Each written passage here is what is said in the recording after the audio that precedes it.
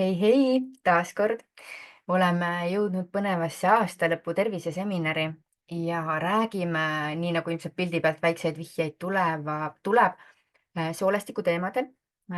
Räägime väsimusest, millest see tuleb, sest pime aeg on käes ja mulle tundub, et väga paljud on selle väsimusega natuke juba kimpus. Kuidas tegelikult on see väsimus seotud ka just nimelt sellise kõhutervisega ja nagu ikka nahaspetsialistina panen selle kõik selle sinna nii-öelda nahakastmesse ka, eks on ju. Et sa saaksid natukene laiema pildi selle kohta, mis kõik sind mõjutab ja mida rohkem on sul neid pusletükikesi avatud mõistmisega, et mis kõik sind mõjutab, seda kergem on sul neid õigeid nii-öelda pildi detailikesi paika sättida, on ju. Nii et ma loodan, et see tuleb sinu jaoks kasulik. Kui tekib küsimusi, julgelt küsi, olen hea meelega vastamas. Kui me ei ole varem kohtunud, kindlasti on meid siin täna kuulamas ka neid, kellega me ei ole varem kohtunud. Minu nimi on Kaia Kardma, olen holistiline nahaspetsialist ja täna pühendunud eelkõige just siis sellisele dermatoloogilisele ehk siis nahaspetsiifilisele funktsionaalsele toitumisele. See tähendab, et me toome toitumise kaudu nii-öelda häid omadusi oma üleüldisele heaolule juurde. Ja põhiline küsimus, millega ma tegelikult tahaks öelda, et tahaks sind võib-olla nagu rabada, ongi nagu see, et kas sa tegelikult oled üldse valmis võtma vastutuse iseenda heaolu eest? See nõuab otsust, sellepärast et infot on meie ümber maailmas nagu ääretult palju. See vastutuse võtmine, see reaalsete asjade tegemine, muutuste oma ellu toomine, seejuures võib-olla ka enda juhendamise lubamine, kui sa ise ei tunne ennast nii kindlalt, et sa laseksid teistel võib-olla või kellelgi, kas või minul hea näitena, sulle natukene neid tee suunaviite nii-öelda näidata, et sa ei peaks nagu klapid peas nii-öelda pusima, on ju. Ehk siis miks ma räägin sellest, mis ma räägin, et tegelikult koolitaja taust on mul väga pikk. 18 aastat tegelikult olen käinud inimeste ees ja rääkinud teemadel, mis on olulised. Nahateemadel olen aktiivsemalt koolitajana olnud nüüd tegelikult ütleme 2 aastat. Ilumaailmas olen olnud tegelikult 15 aastat, ehk siis mul on see praktiline baas on hästi tugev. Tartus olen Nature ilustuudio looja, abielus, 3 lapse ema, mis tähendab seda, et mul on väga hea ülevaade ka selle kohta, et kui minu juurde jõuavad kliendid, kes on hädas noorukitega, siis mul on kodus noorukid. Ma tean, milliseid valikuid nad armastavad ja milliseid nad ei armasta ja kust tulevad need kitsaskohad ja kuidas neile ka läheneda. Ja näen näohooldusaspektides kõige paremaid tulemusi hapetega tööl. Ehk siis see on see, millele ma olen oma fookuse pannud, sest on teatud olukorrad, kus lihtsalt selline kookosvõi ja vesi kontseptsioonid nagu ei tööta, on ju, et kui nahk on juba haige. Ja just nimelt siis selline naha spetsiifiline toitumine on see, mille osas ma tunnen täna, et ma olen õiges kohas. Sellest peab rääkima ja mul on hea meel, et oled sellisest üleüldisest keha nagu heaolu kohast huvitatud, et mis on need teemad, mida rääkida. Väga paljud kliendid, kes minu juurde jõuavad, on mures väga tundliku nahaga. Väga paljud on punetuste probleemidega, väga paljud on akneprobleemidega, väga palju on ekseemide, dermatiitide teemasid ja väga sagedasti näen seda mustrit, et tegelikult on kõik muud lahendused juba proovitud. Ehk siis see funktsionaalne selline natuke toitumise aspektiga keha toitainete tasakaalu taastamine, selline ärritajate fooni nagu vähendamine, tervendavate toitude, jookide, ka lisatoidu nii-öelda toidulisandite näol sissetoomine on see, mis tegelikult keha neid nii-öelda tühjasid depoosid hakkab tegelikult reaalselt täitma. Ja kui ta hakkab neid täitma, siis hakkab keha ka paranema. Okei? Millest üldse naha heaolu sõltub ja ma tegelikult laiendaksin selle kohe nüüd nii-öelda hästi pika nagu suureks ja laiaks tegelikult. Sellepärast, et kui ma räägin nahast, siis nahk on ainult üks organ, on ju. Täpselt nii, nagu on sinu maks, nagu on sinu soolestik, nagu on sinu nii-öelda ma ei tea, süda ja kopsud ka on ju, ja neerud ja nii edasi, et see on üks organ tegelikult. Ja ja selle heaolu tulebki niimoodi laiema pildiga vaadata, on ju. Et täna ma räägin sulle soolestikust, soolestiku mikrobiomist, aga ka nahal endal on mikrobioom tegelikult ja ta on hästi tihedas suhtlemises sellega, mis toimub meie sees. Toitumine, on ju, et ma ei oleks siin, kui ma ei saaks siia toitumist nagu panna. kõikvõimalikud kiirgused, mis meid puudutavad, üks neist on UV-kiirgus, aga täna tegelikult peab rääkima väga palju ka elektromagnetkiirgusest, mis tegelikult on samuti meie kehale toksiline. elada pidevas sellises kiirgusvoos, et olles linnas, on see eriti intensiivne. Et kellel on õnn ja võimalus oma kodu olnud luua võib-olla linnast eemale, kuhu mina ka olen oma perega tänaseks kolinud, siis see on tegelikult väga-väga positiivne just nimelt selle kiirguse vähenemise tõttu, et kehal on kergem seal tegelikult elada. Unekvaliteet, unehügieen, liikumine on ju, kõikvõimalikud toksiinid siis nii-öelda nagu suitsetamine, alkohol. Ma siia alla paneks tegelikult ka kõikvõimalikud lisaained, millega me toidus kokku puutume, ka neist räägin natukene lähemalt. Stress ja pinge, aga meie stressitaluvuse võimekus, see, kuidas me reageerime sellele, mis toimub meie ümber, see kõik tegelikult on ka seotud sinu keha heaoluga, ehk siis mida paremas tasakaalus, mõnusamas kohas sa oled, tegelikult seda paremini ka sa kohaned ja kohandud kõige sellega, mis toimub sinu ümber. Peab kahjuks ütlema, et tegelikult varem toitusime me looduslähedaselt ja me oleme sellest ikka väga kaugele läinud.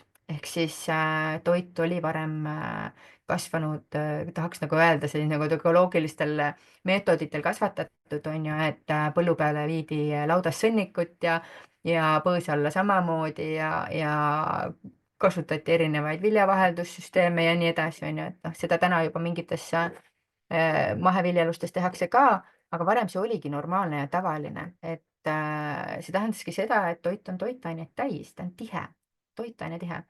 Et kuni selleni välja, et kas sa teadsid, et ma isegi jään sulle vastuse võlgu, küsid kohe, et oi, et kus sellest kirjutati, aga kuskilt jäi mul silma selline fakt nagu, et või selline teadmine, et kui ütleme siin 50ndatel, 60ndatel, 30ndatel, ütleme juba 80 aastat, 90 aastat tagasi, et kui kasvatati üks brokolipea on ju, või kapsapea, vahet ei ole, ilmselt see suurusjärk on sama, siis see sisaldas toitainet teatud kontsentratsioonis on ju.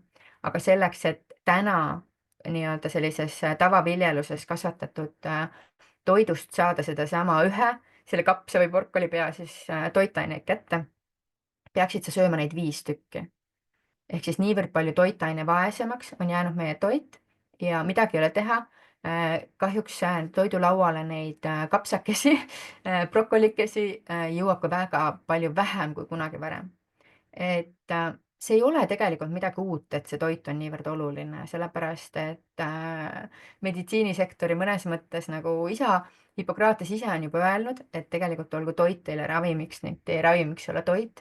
Ehk siis me peaksime rohkem lihtsalt tunnustamagi seda, et lähme tagasi sinna juurde, kust me tulime ja saame lahti sellisest ääretult keerulisest võib-olla lähenemisest toitumisele, mis meile on nagu selle moodsa elustiiliga peale surutud. Ehk siis need ultratöödeldud toidud, need pakenditoidud, kus sa ei saa reaalselt aru, millega on tegemist, et kust see pärit on. kõik need, ma ei tea, sadade ja tuhandete ja ruutkilomeetrite kaupa kasvuhooned on siin need nii-öelda mingid plönnid on siin pildi peal, et need on kasvuhooned Hispaanias. kui sa tahad minna ja suumida, siis Google Maps'i sinna selle satelliitvaate peale, siis on ka sinul võimalik vaadata, kui suur osa seal Hispaania nendest rannikualadest niimoodi on tegelikult reaalselt selliste nagu sadade ruutkilomeetrite kaupa kaetud sellise polükarbonaadiga.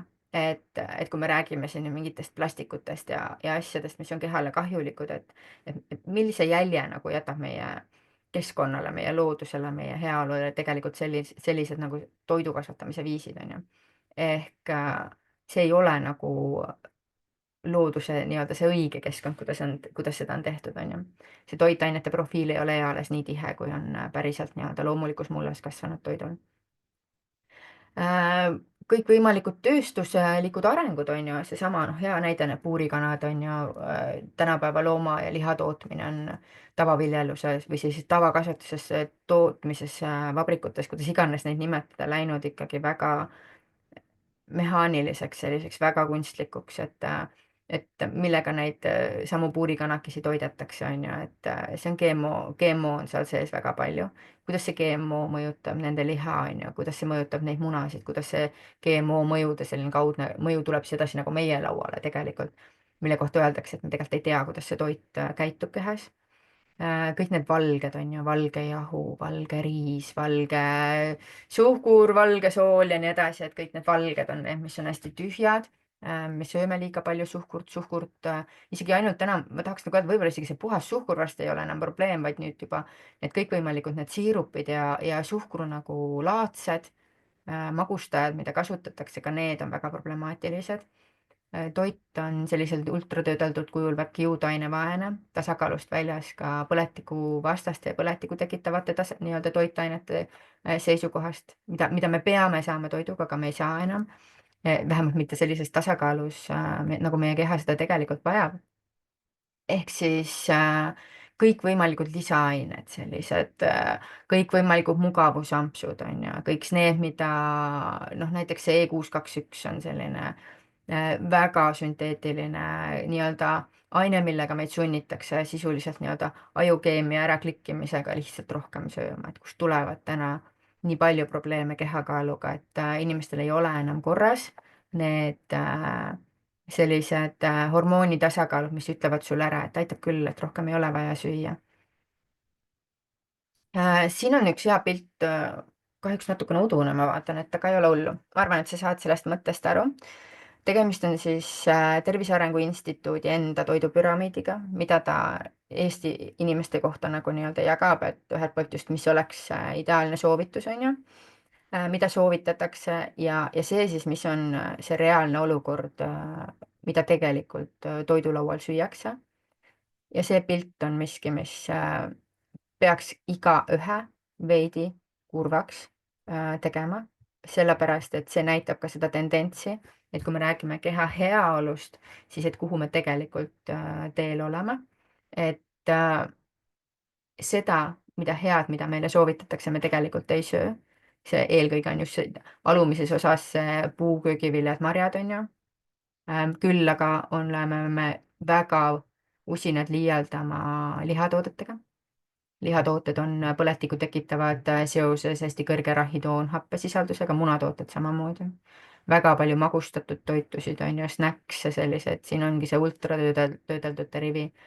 Kui see on keskmine, nagu selline mõõdupuu, tahaks nagu siin öelda, siis võid ise mõelda, et kuivõrd keskmine oled sina ise, on ju.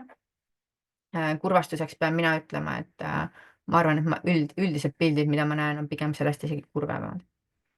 Siin on meeldivaid erandeid, on ju, aga just selle püramiidi see kehva osa ülemine ots on see, mis sunnib tegema järjest enam ikka ja jälle uuesti kehvasid valikuid. Ja kui sa neid kehvasid valikuid juba nagu teed ja teed ja teed, siis sa oled justkui nagu orav rattas nendes valedes valikutes ja hästi keeruline on sealt välja tulla, kui sa ei teadvusta endale, et see, mis on sinu kehas ja sinu toidulaual puudu, on tegelikult see võti, kuidas ennast paremini tundma hakata. Ehk siis väga paljudel juhtudel saadaksegi aru, et ai, mul on ülekaal on tekkinud, on ju, ma olen väsinud, okei, midagi peaks korrigeerima, on ju, natukene vähem veini jooma ja nii edasi, on ju, et hakatakse mingisuguseid asju natuke piirama, aga neid tühimikke ikkagi ära ei täideta. Ja see on probleem tegelikult, et ei täideta ära neid tühjasid kohtasid. Mida selline toitumine endaga tegelikult kaasa toob? Me peame vaatama selleks, et nii-öelda nagu päriselt aru saada, mis keha sees toimub, me peame minema hästi sügavale rakutasandile. Sellepärast, et sinu keha koosneb miljonitest rakkudest ja just rakkude sees toodetakse meie keha energia. Ehk kui me räägime sellest, et täna on kroonilist väsimust nii palju, pidevat sellist kohviga enda üles pumpamist, energiajookidega, lapsed joovad energiajooke, on ju, et see ei ole okei. See näitabki seda, et sul tegelikult keha füüsiliselt justkui tahab mingisugust abi, on ju. Et mis probleem on selles, kui meie toitainete tasakaal ei ole heas kohas? See mõjutab rakkude füüsilist toimimist ja nad mõjutavad läbi eelkõige just asendamatute rasvhapete. Ehk siis meie rakuseinad, nii-öelda see rakukest, mis on raku ümber, või no mõtle nagu ühe ilusa sidruni peale, see sidrunikoor on ju, see on rakukest ja selle koostises on väga suures osas asendamatud rasvhapped. Need on rasvad sellised, mida me ise ei tooda, me peame saama neid kogu aeg toiduga. Selle suure nagu tagurpidi sellise püramiidi söömisega me sööme väga palju põletikku tekitavaid rasvasid ehk oomega 6 enda kehasse. Ka liha ja munatooted lähevad sinna alla. Ehk siis, kes ütleb, et ei, aga ma ei söö neid rämpsu asju niimoodi, et siis ka tavaline liha ja muna tegelikult, kui neid on toidulaual väga palju ja eestlane kipub seda üle sööma, ka siis on tema keha toidulaual väga palju põletikku tekitavaid toitaineid. Ja seda on vaja tasakaalustada oomega 3-ga, mis on põletikuvastane. Kus sa seda saad? Sa saad seda rasvasest kalast, aga sellest ei piisa, kui sa sööd korra nädalas seda Norra kasvanduse lõhet, on ju, mis on soodushinnaga Prismas on ju, või Selveris. Sellest jääb väheks tegelikult. Ehk siis on krooniline justkui selline väsimuse sündroomi taustal meie kehades tegelikult rakkudes ainete puudus. Ja mida ta teeb? Ta teeb meie see, et kui meil neid asendamatuid rasvasid on vähe, õigeid rasvasid on vähe, siis ta teeb selle rakukesta jäigaks. Jäigaks ja kuivanuks, ehk siis kui sa enne mõtlesid selle ilusa sidruni peale, siis kui see sidrun on nüüd mitmeid päevi vedelenud kuskil kapilaua peal ja seal kapilaua peal kokku krimpsu kuivanud, siis see on see koht, kus toitained ei pääse enam sisse. Needsamad köögiviljade vitamiinid, needsamad smuuti antioksüdandid on ju, needsamad proteiinivalgud on ju ja nii edasi, aminohapped, mis peavad jõudma valkudesse, et sul keha nahk kollageenigi toodaks näiteks on ju. Nad ei jõua rakkude sisse väga hästi. Et sellest rakumembraan on lihtsalt liiga jäik, ta ei lase läbi enam nii hästi. Mis on varjatud teine pool sealjuures, et noh, toitainete omastamine tundub veel võib-olla selline loogilisem, okei, me peame aineid kätte saama, on ju. Aga jääkainete väljutamine on täpselt sama oluline. Ehk siis me peame, kui sa kujutad iseennast ette või ühte rakku ette nagu selline, ütleme nagu köögina, kus toimub kogu aeg mingi sagimine. Valmistatakse ette 100 inimesele pidulikku õhtusööki ja on vaja tuua kööki sisse värskeid toitusid, on ju, toiduaineid, tulevad aedviljad, lihad, noh, mis iganes, tulevad toitained tuuakse kööki sisse. Me hakkame kartuleid koorima, hakkima salateid, mingisuguseid asju tegema, sealt tekib mingisugust sellist, tahaks nagu öelda, sellist bioloogilist jäädet, on ju.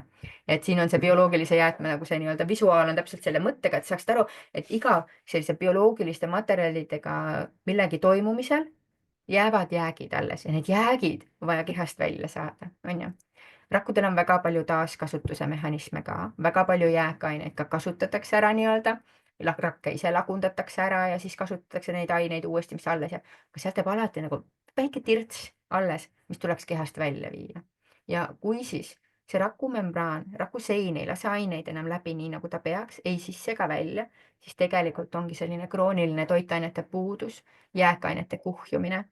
Ja selle võib kõik kokku siia lugeda väsimus. See väsimus võib olla sulle nii tugevalt sisse kodeeritud, et sa ise ei saa nagu arugi, et sa oled nagu, ühelt poolt sa oled nagu harjunud sellega, et kõik on nii raske aga teistpidi see tegelikult ei ole normaalne. Aga kui sa oled pikalt sellises väsimustundes, siis on sellest raske nagu ise nagu tajuda nagu väljatulemist ja kui raske see tegelikult on. Et hea näide on see kasvõi see, ja kui sa eluaeg oled olnud ülekaaluline, on ju, siis sa ei kujuta eales ette, kui kerge sul võib olla, kui sa oled normaalkaalus. Sa ei kujuta ette, sest sa oledki selle harjumuse sees kogu aeg. Aga kui sa hakkad keha nii-öelda õigesti toetama, hakkad oma toitumist vaatama rohkem, teadlikumalt, on ju, see nõuab ka nagu teadlikkust, on ju, et siis hakkab asi minema nagu paremuse poole tegelikult. Mida toob kaasa selline toitainete puudus, jääkainete kuhjumine? See mõjutab rakkude funktsionaalsust, see mõjutab rakkude uuenemist. Et see on miski, mida väga palju ei räägita, aga mul on hea meel, kui sa oled täna siin ja sa seda nüüd natukene võib-olla paremini mõistad, et mis seal väsimuse taga tegelikult võib olla. Ja seda on võimalik nagu mõjutada korda saama, on ju. Et siin ühe pildi peal on väga kenasti näha minu ühe kliendi lugu. Need pildid on tehtud 2-kuulise vahega ja see strateegia, kuidas me temale lähenemisega oligi keha sees toitainete tasakaalu taastamine tegelikult. Soolestiku põletiku nii-öelda leevendamine läbi kindlate valikute. Mida see toitumise muster nii-öelda laiemas pildis kaasa toob? Et sa saaksid aru, siis ma räägin soolestiku mikrobiomist natukene veel, kui me liigume siin edasi, et kes see on või mis ta on täpsemalt, aga sinu hea sümbiootiline suhe miljonite mikroobidega, kes sinu kehas on, on suhteliselt kehva, nad nälgivad, kui nende toidulaud on selline väga töödeldud ja seal on vähe kiudaineid, puuvilju, köögivilju. Võileiva peal viiltomatit ja viilkurki ei lähe väga sellise aedvilja, köögivilja söömise alla. See on tore, aga su keha tegelikult vajab palju-palju enamat.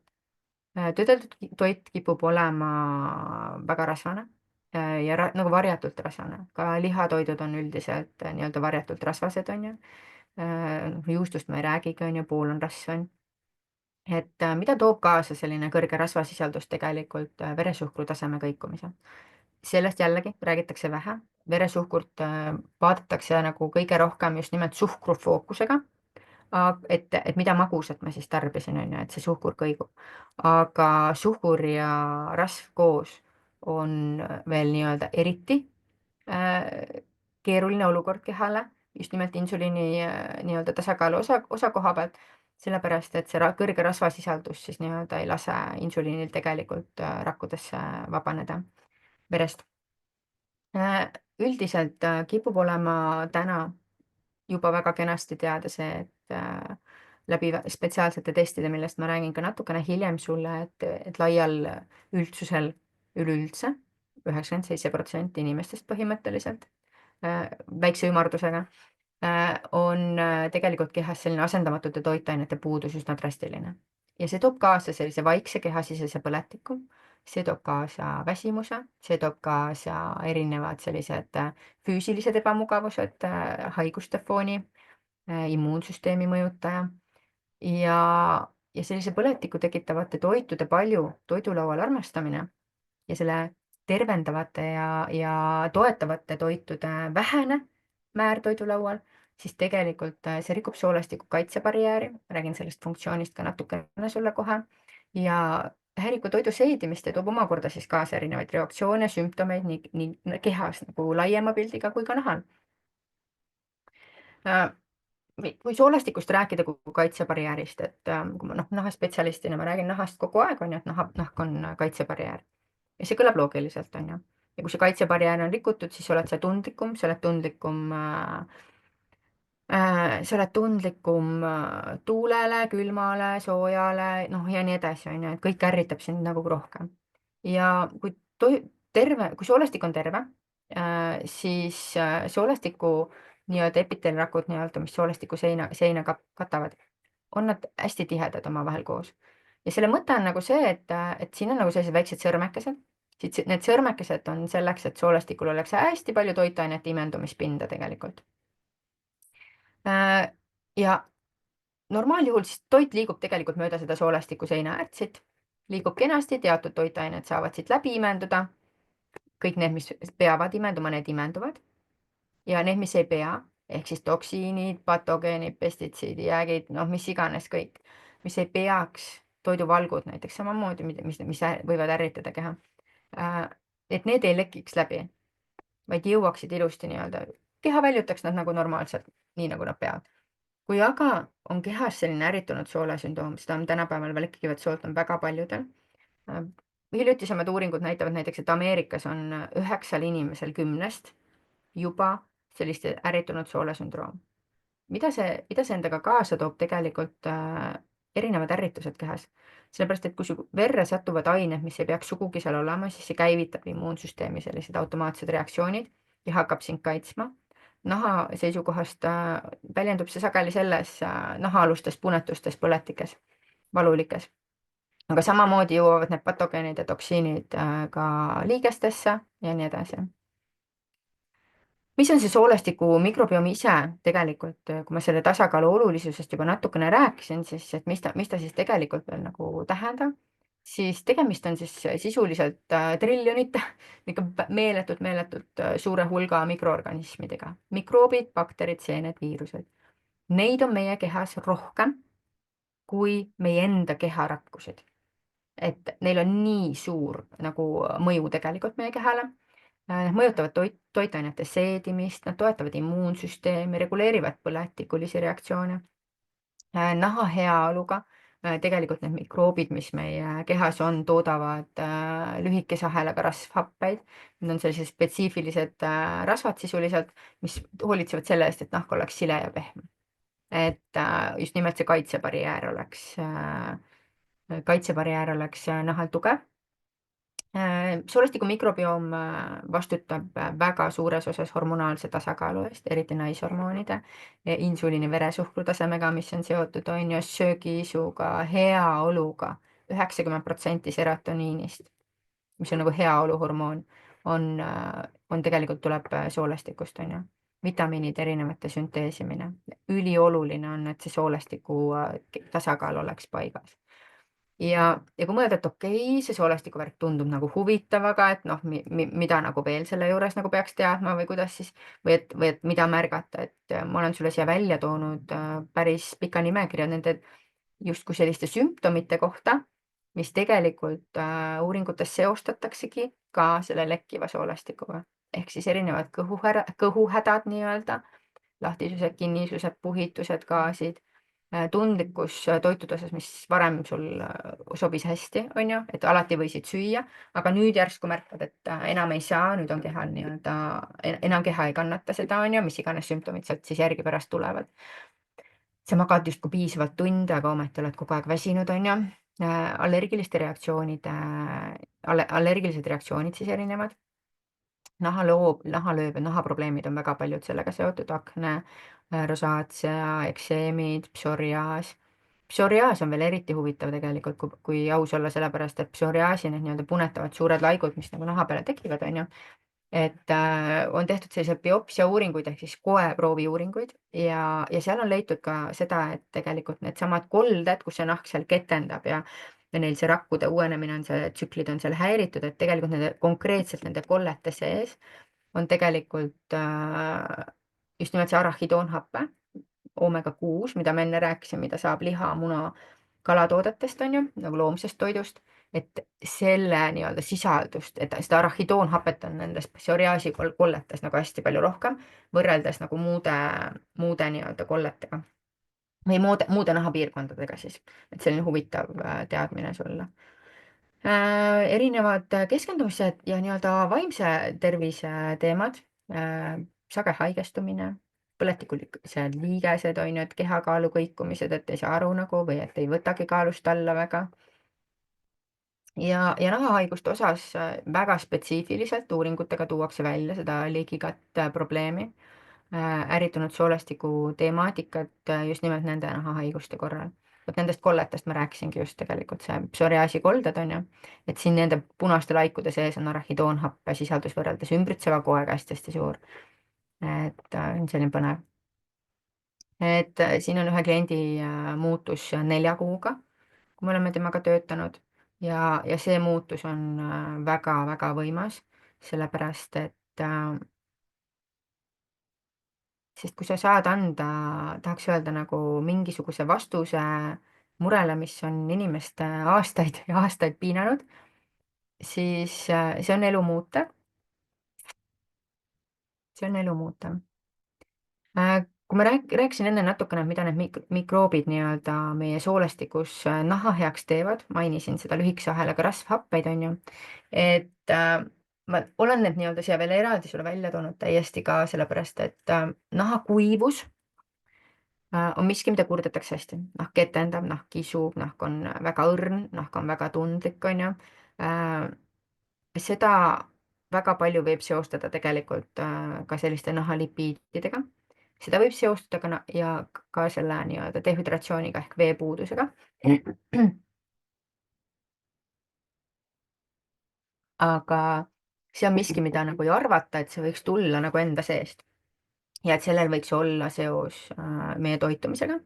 Ehk siis selleks, et mikroobid saaksid neid lühikese ahelaga rasvhappeid toota, peab sinu toidulaual olema piisavalt ühelt poolt asendamatud rasvhappeid, neid on vaja ka selle nahaelastuse hoidmiseks, aga kiudainete rikast toitu ja kiudainetena eelkõige just neid nii-öelda aedvilju, juurvilju, mida kuumtöötled nagu nii-öelda vokid, aurutad, hautad natukene.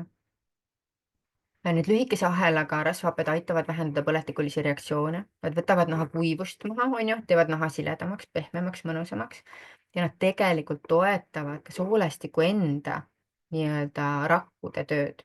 ehk siis hoiavad soolestiku ennast tervena ka, lisaks sellele, et nad hoiavad seda nahastruktuuri paremana. Et see on selline pool, mida võib-olla tasuks teada. Ja kui me räägime üldse sellisest põletiku tasakaalust kehas või sellisest vaiksest põletikust, mis on seotud just nende nii-öelda põletikku tekitavate ja põletikuvastaste vastendamatute rasvadega, siis need on tegelikult seotud siin nahamuredega, nagu juba enne oli juttu, on ju, ka kiirema naha vananemisega, sellepärast et see on seotud naha elastsusega, naha niiskustasakaaluga ja nahakuivuse ja ärritustega. Ehk siis see on see nagu käegakatsutav pool võib-olla või nagu hästi selgesti tajutav pool, mis tekitab paljus nagu ebameeldivat tunnetust, on ju, et mida ja miks nii on. Ja tahaksin sulle tegelikult rääkida võib-olla siis natukene sellest, mida siis nagu teha saaks selleks, et seda soolestiku tervist toetada. Ma olen nüüd loodan, et sa praegu hetkel nüüd nii-öelda nagu siiamaani oled saanud enda jaoks sellist kasulikku võib-olla mingit taipamist mõne koha peal. Vaatan küsimusi kindlasti ka pärast ja võib-olla tahakski nagu öelda selle lootuse kiirena, et tegelikult see terve ja särav nahk peegeldabki kogu keha elujõudu ja tervist rakkude tasandil. Nii nagu ma sulle alguses selgitasin, et see rakkude ainevahetus on üliülioluline.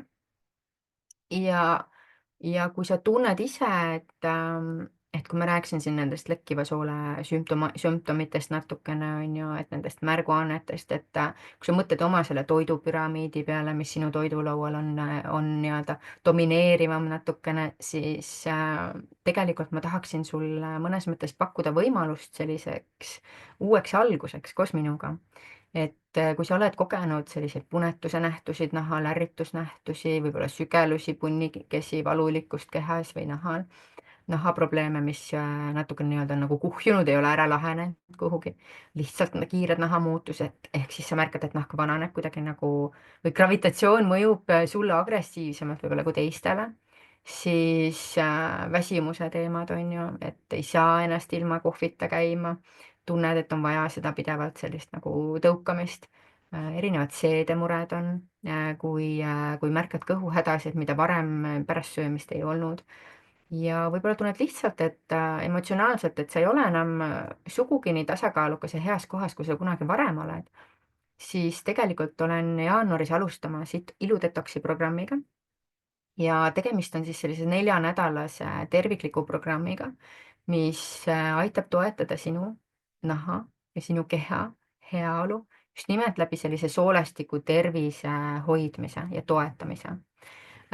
Siin keskmise mummu sees on üks hästi tore pilt tegelikult ja see on ühest nüüd juhendist, mis tuleb tegelikult selle koolitusega kaasa või selle nii-öelda programmiga.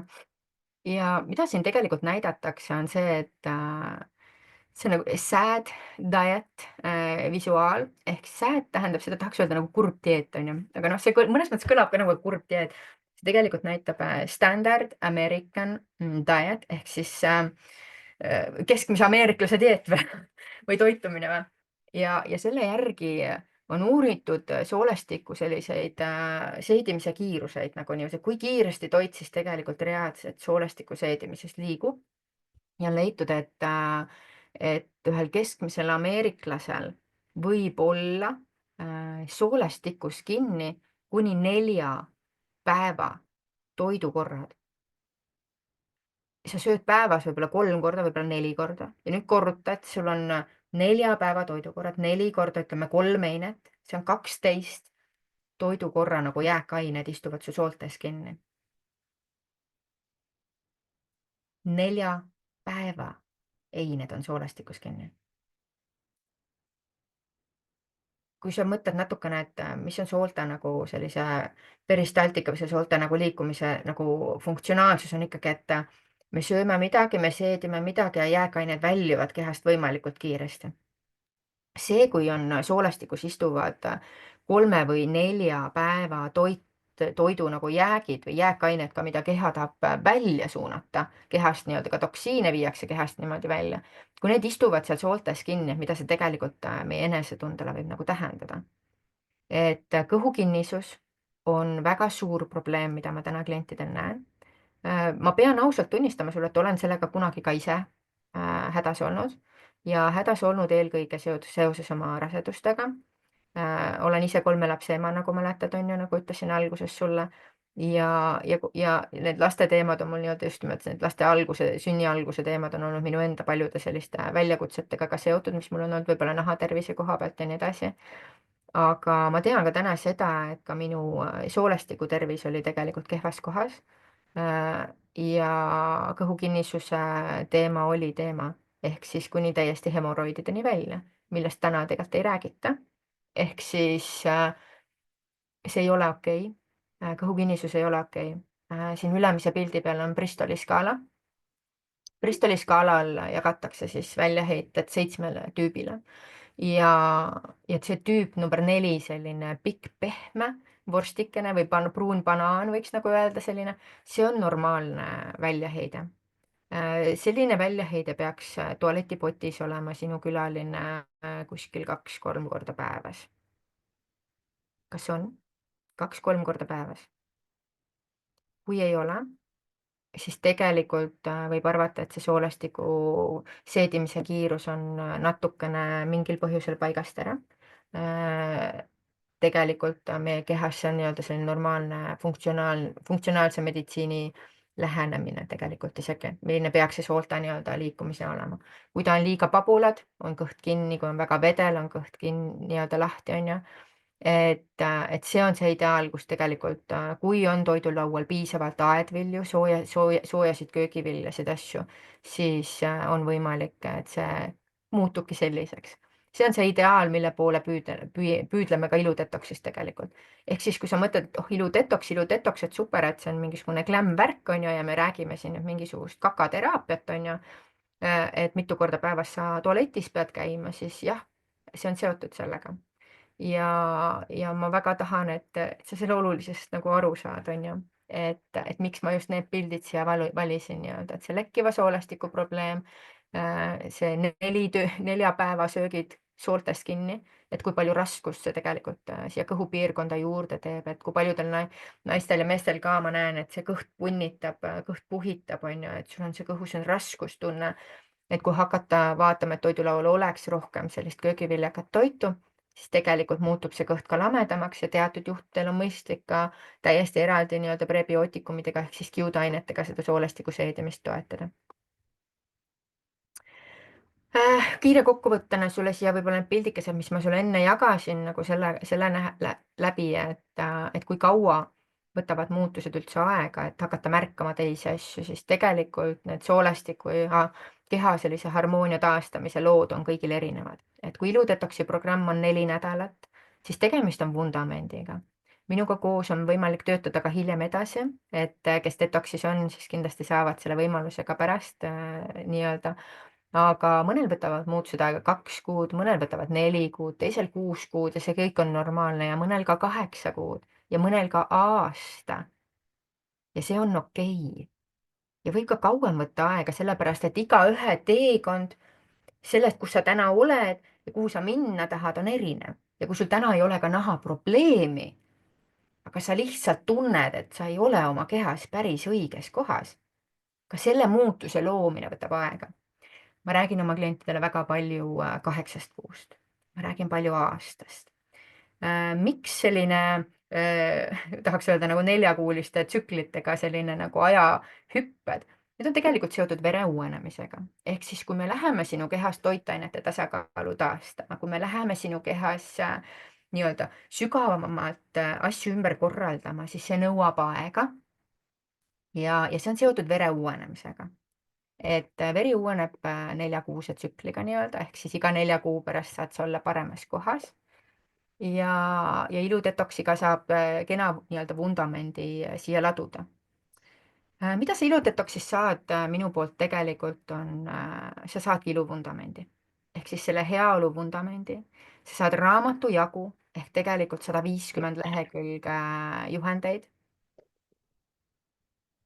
kus ma selgitan sulle, mida erinevad nii-öelda asjad mõjutavad naha seisukohast.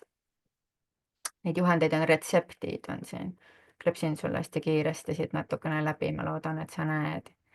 väga palju retsepte, erinevaid juhendeid, asju, töövihikuid, mõistmiseks asju, kõhukinnisuse teemad, toksiline koormus, unehügieen. Siin on nagu väga palju infot sinu jaoks, et sa saaksid aru, mis asjad sind tegelikult kõik mõjutavad. Need juhendid jäävad sind saatma kogu eluks. Need ei ole ainult nii-öelda programmis olles nii-öelda kuskil pilve peal kasutamiseks, sa saad kõik need juhendid endale alla laadida oma arvutisse, välja printida, kui sa soovid. Ja detoxil osalemiseks on 2 võimalust tegelikult. On võimalus tulla lihtsalt minu juhendamisel sellesse 4-nädalasse programmi. Me alustame 6. jaanuaril ja see kestab 2. veebruarini ehk siis 4 nädalat on selline ametlik programmi osa.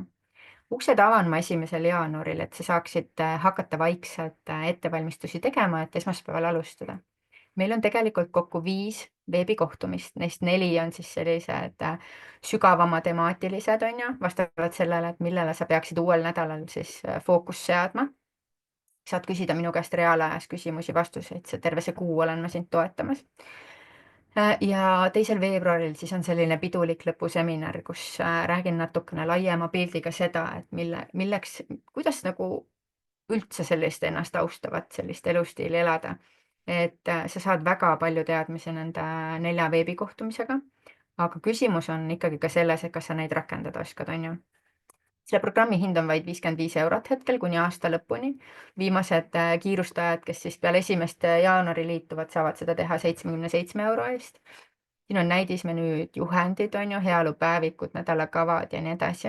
Ja on võimalik tulla programmi ka VIPina. Ehk siis väga tähtsa inimesena VIPina, on ju. Kogu selle programmi struktuuri osa on tegelikult sama, küll aga lisandub siis sellele programmile siis selline rakutasandil ilu ja heaolu analüüs ja minu konsultatsioon selle nii-öelda 90 minutit selle tulemuse lahti tõlgendamiseks ja personaalseteks siis tagasisidedeks vastavalt sellele, mis on sinu tegelik nagu motivatsioon programmiga liituda. Kuidas kõige paremini saad sina sellest maksimumi võtta, selle detoksi nii-öelda testi, selle analüüsi tulemuse me ilmselt, kui sa liitud nüüd, siis me saame selle kuskile siin selle programmi keskel kätte, ehk siis enne seda viimaseid seminare saan ma sulle anda juba nagu väga palju lisaväärtust juurde. Aga mida see balance test ise tegelikult tähendab? Juba selle balance testi enda väärtus on tegelikult 183 eurot. Ehk siis sisuliselt sa saad selle detox programmi samas väärtuses saad sa selle balance testi justkui kaasa nagu nii-öelda või sa saadki selle balance testiga sisuliselt detox programmi kaasa või kuidas seda nüüd öelda, mis pidi. See mõõdab siis 11 erinevat rasvhappesisaldust. See test mõõdab omega-3 rasvhapete indeksit, näitab vaikse põletiku olemasolu kehas ehk siis seda omega-6 ja 3 tasakaalu. Ta näitab sinu rakuseinade ainevahetuse toimimist, seda, et kui hästi, kui efektiivne see on, et kas su keha saab toitaineid kätte, kas ta suudab jääkaineid väljutada. Ehk kui sa oled siin kuulamas täna ja see väsimuse teema on miski, mis sind väga kõnetab, siis see on see koht, kus võib olla vastus sulle. Et tegelikult, et miks sa tunned ennast nii, nagu sa tunned. Minu konsultatsioon ja lisaks sellele ka 21 A4 lehekülge eesti keeles, inimese keeles, eraldi vastustavad põhjalike selgituste ja toitumissoovitustega. Ehk siis tegemist on sinu 120 päeva toitumise analüüsiga. Ja kui sa tahad testi kohta ise näha natukene rohkem veel, et millega see test, mis see test üldse endast kujutab, siis nature.ee/balance test. Kui sa selle lahti teed, siis ma sinna alla olen tegelikult salvestanud eraldi ühe põhjalikuma seminari, kus sa saad selle kohta lugeda. Ja tegemist on kuivveretestiga, mille ma saadan sulle siis postiga pakiautomaati. Sa ei pea mitte midagi selle jaoks nagu erilist tegema, see on väga lihtne test, seal on kõik asjad kaasas olemas pisikese karbikese sees, millega näpuga ära puhastada, väike lantsetika täpi tegemiseks, paber, kuhu spetsiaalne filterpaber, kuhu sa tilgutad 2 tilka verd, on ju. Ja ümbrik, kuhu see siis pakkida ja minu poolt siis eelvormistatud pakikood, millega sa saad selle endale nii-öelda laborisse saata. Ja kui vastus tuleb, siis teeme põhjaliku konsultatsiooni ja ma räägin selle lahti. Lühidalt kiirelt tutvustan sulle siin, mida see test tegelikult siis näitab. See test on minu isiklik test, mille mina tegin tänaseks nüüd üle aasta tagasi novembrikuus. Ja täpselt sama ilusana, noh, enam-vähem ma arvan, kui praegu on ju, ma tean tegelikult, et teatud sammudega, tegelikult minu naha kvaliteet on paranenud väga oluliselt tänu teatud kontseptsiooni kasutamisele, mida ma ka tutvustan palju. Aga see põletiku näitaja 21-le näitas seda, et tegelikult minu kehas on 20 korda rohkem põletikku tekitavat ainet, kui peaks olema. Üks näitaja siin selle põletiku näitaja koha pealt on ka see arahidoonhappe ehk siis loomset päritolu, oomega 6, munaliha, kala, kana, kalkunid on ja kõik muu selline, valge kala ka, muna, vist ütlesin juba, et sisaldab arahidoonhapet. Ja see arahidoonhape on teaduslike uuringute järgi üks kõige rohkem uuritud põletikku tekitavaid oomega 6 siis nii-öelda. Ja seda ei pea nagu nii-öelda kuidagi nii-öelda nagu tõestama või väitma, et oi, et seda nagu, kuidas öelda, et see on kehale kahjulik. Seda peab olema toidulaual optimaalses koguses. Minul oli seda liiga palju ja see natuke seletab seda ka. Aga minu see vastus siin tegelikult oli see, et ma sõin väga vähe kala. Väga vähe rasvast kala. Mul on pesamuna 6-aastane täna, kes väiksema seas oli kalaallergik. Ehk siis kalaallergia tõttu toidulauale lihtsalt ma ei toonud kala koju. Ja oli kõik. Ma sõin kala siis, kui ma väljas söömas käisin. Omega 3 rasvhapete indeks on tegelikult, mulle meeldib öelda natukene selline longevity indeks. Ehk siis see näitab sinu soodumust elustiilihaigustele nagu kõrgvererõhutõbi, diabeedid, südame-veresoonkonna haigused, see peaks olema optimaalselt üle 8%. Vabandust. Nüüd räägime vist nii tundlikust teemast, et endal võtab ka kurgu kinni, on ju. Vaimne jõud on seotud spetsiaalsete asendamatute rasvadega ehk siis TH-ga eriti. Silmade tervis ka kusjuures, lisaks ajule siis laste puhul ülioluline, kes alles kasvavad ja seda nagu oma õppimist ja kõike teevad nii-öelda nagu sõna otseses mõttes aju kasvab, on ju. Ja rakumembraani voolavus on siis see rakuseina läbitavus ehk see, kui hästi toitaineid kätte saab või ei saa või jääkainet puhastab. Et see on ääretult suur võti ka nahatervise puhul. Ehk siis see on üks näide nagu selle koha pealt ka, et sul võivad justkui toitumisega isegi veres toitained olla, aga kui nad rakkudesse ei jõua, siis kuhugi heasse kohta ei jõua ka, on ju. Jagan detailselt ka, mida see balance test siis näitab. Inglise keeles on hea sõna selle kohta nagu või fraas wellness or illness. Ehk siis kas tervis või haigus, on ju, et eesti keeles ei kõla nagu nii ilusana, ei lähe nagu sõna ei saa kasutada niimoodi paarina koos, on ju. Minu test näitas tegelikult seda, et kui laiemas laastus erinevate toitainete kohta, et rasvade kohta, mis minu kehas siis nii-öelda olid veres, et tasakaalud on väikesed või kõikumised, kõrvalekalded on väiksed, et noh, et siin on korras, on ju, küllastunud rasvadoses, väike puudujääk siin korras, on ju, natukene seda rohkem, on ju, natukene seda rohkem, natukene seda vähem, on ju. Aga mis oli probleem tegelikult, on just nimelt need oomega 3, mis on inimestel puudu üldiselt. Neid vereteste on täna tehtud üle maailma nüüd vist juba 1,6 miljonit. Väga, väga palju. 97% inimestest tegelikult kukub selles ikka päris haledalt alguses läbi.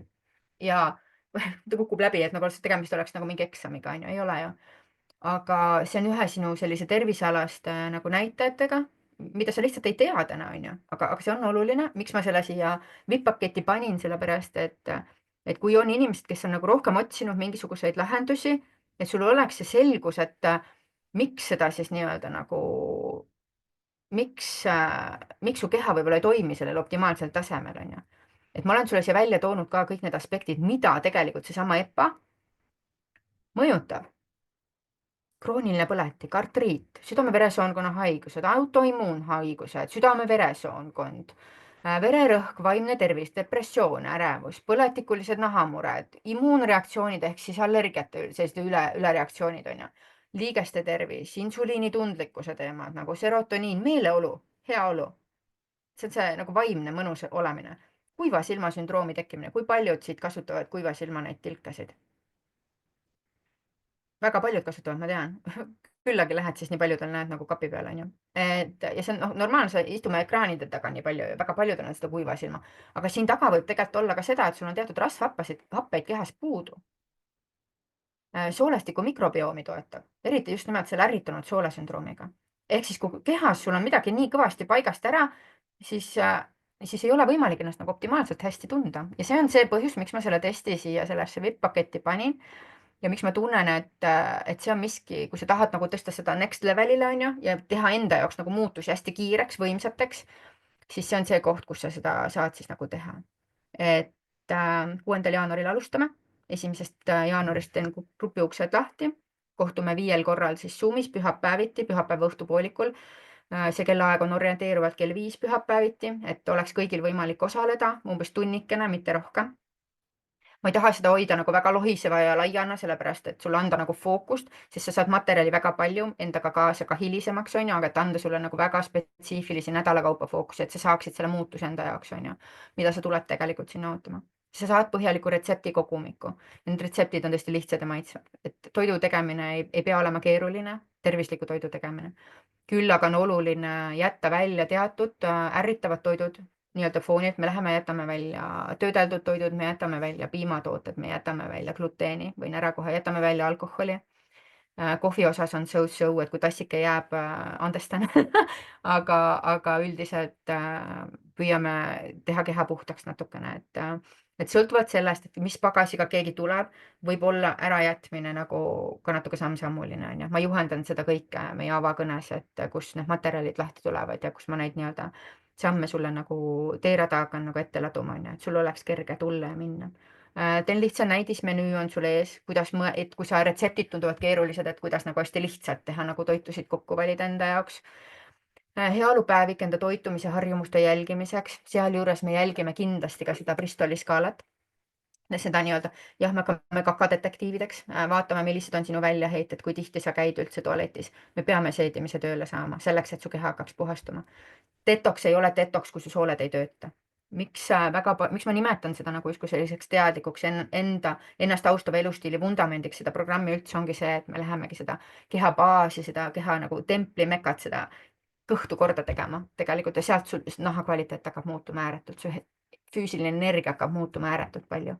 Et see on väga võimas programm, mis tuleb ja ma arvan, et see hinna nagu koht on väga-väga hea, ma tahaks väga-väga loota, et sa oled sinna tulemas.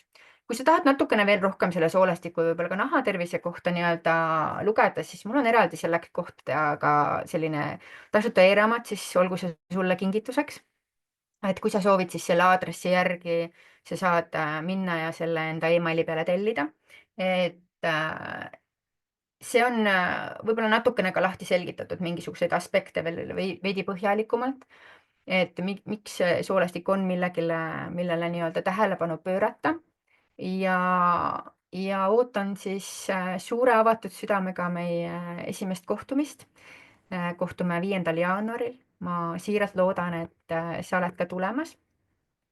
Siiralt loodan, et sa oled ka tulemas.